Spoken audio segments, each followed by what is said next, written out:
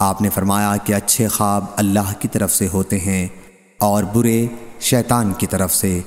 پس تم میں جو کوئی برا خواب دیکھے جو اسے ناپسند ہو تو اسے چاہیے کہ اپنے بائیں طرف تھوکے اور اس سے اللہ کی پناہ مانگے، وہ اسے ہرگز نقصان نہیں پہنچا سکے گا۔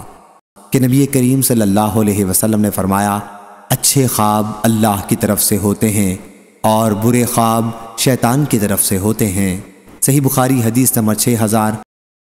حضرت انس بن مالک رضی اللہ عنہ نے بیان کیا کہ نبی کریم صلی اللہ علیہ وسلم نے فرمایا جس نے مجھے خواب میں دیکھا تو اس نے واقعی دیکھا، کیونکہ شیطان میری صورت میں نہیں آ سکتا، اور مومن کا خواب نبوت کا 46 حصوں میں سے ایک جز ہوتا ہے۔